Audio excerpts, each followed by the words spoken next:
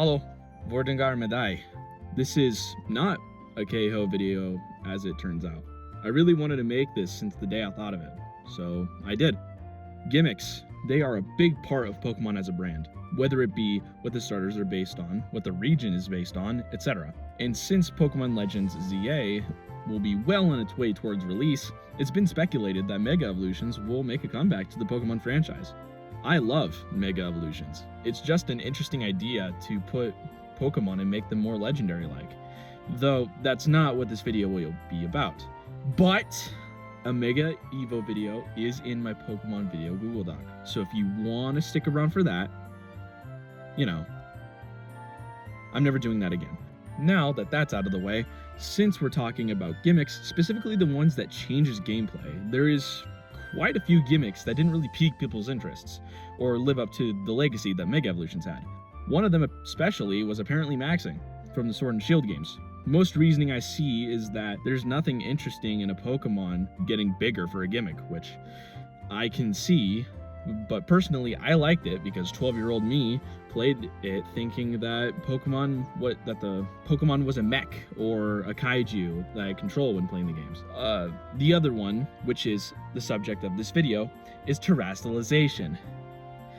God, do I hate this gimmick. The thought behind it was to give your Pokemon a solid type, and any move that they use that associates with that type now becomes way more powerful. But the way Game Freak designed the Pokemon for this gimmick, it's just so you know? I mean, like, look at these designs. It's all just a retexture and they gave him a hat. The designs f***ing suck. That's what I'm trying to get at. So let's fix them. But how would I? Let's take that crystal retexture and make it worth something and do the Pokemon some justice. What about the Pokemon silly little hat? No one cares about the hats. No hats! Instead, what I'll do is replace or add crystals to the Pokemon. Like, let's say if I did Solosis, I didn't, I would simply either take Solosis's head or the gel that the head is inside of and turn it into crystal. Pretty simple. For this video, I have thought of 4 Pokemon in specific that I used to fix this god-awful gimmick. 2 of them make sense towards the gimmick. The other 2 I picked personally to see how they would look. Enough banter, let's get to the actual content. So for the first fix, I pulled in Flareon. This was the Pokemon that I thought of for this video and had an idea for immediately. Before each of the Pokemon, I did a practice drawing to get the general anatomy down before proceeding to the actual drawing, which really helped in this case. What I wanted to do for Flareon was turn its fiery drawn tail into an actual fire crystal tail, the light of the fire burning bright within it. To keep it crystal, the tail is jagged like a geode crystal, and the shading to match. From the Flareon you once knew to what it is now. When terastallized, Flareon's tail erupts with heat and flames hotter than a star. The crystal is the only thing keeping the fire from scorching everything around it. The crystal in the mane and in the hair is just a little addition to keep it a little less tail focused, despite it clearly being that way. I like this design a lot. This design was heavily experimental, but I'm glad that it really pulled off. Now let's see how the next one turns out. The next Pokemon I'm designing, which makes sense for this gimmick, is Gigalith. How does this guy make sense? Come on, he's a rock guy. Not that rock guy, that rock guy. This design, I wanted to take all the orange rocks and replace it with crystal of the same color, excluding the eyes, because that would be a bit much.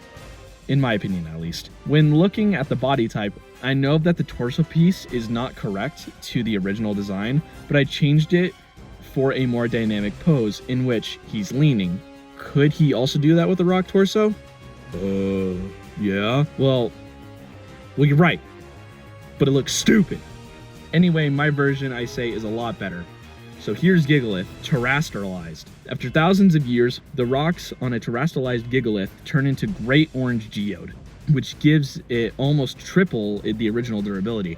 If refined and harvested, it makes a great crystal edge for knives and drills, although very few regions legalize this.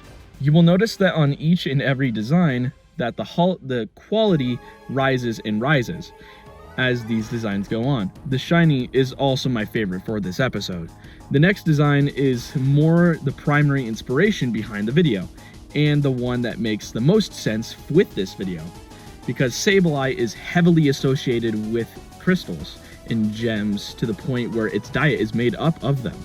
One thing I wanted to add was to this design was make something on its arms. Initially, the plan was just to give Sableye a second pair of crystal arms, but in that design, the giant gem that it took up on was it took up too much space for the whole design, so arms were not necessary. So then I figured, what if I replaced its original arms with crystal arms, which made the design all the more better. Sableye terastallized. In legend, it says that a Sableye can become so hellbent on collecting crystals that it becomes one of its own. The arms turned to crystal of the color of its fresh blood or wine. Its addiction to these gems leads Sableye to eating its own arms. The shiny for Sableye, normally I'm not really a big fan of, but the green looks pretty nice for the crystals, so yeah, not many things to say here actually. When it came to choosing the last Pokemon, I went through a couple Pokemon, but landed on Scovillain, since its generation is where terastallization started. As a quick synopsis, what I'm adding to this design, the pepper heads will be given designs more similar to a tomato or a salic berry, then giving it crystal claws and tail spikes, kind of kaiju-esque in a way, in my opinion at least. This is by far the best design when it came to the quality of the crystals as well as the shading. Your Scovillain is now even more villainous. The two heads have a very large and fragile ego. They work in sync to achieve their goals. The goals usually being able to take down the biggest Pokemon that they can find. And if they fail, they go under a depression arc, quote unquote, for a couple weeks, then immediately go back into training, which is actually just them beating big Pokemon and leading up to the one that beat them.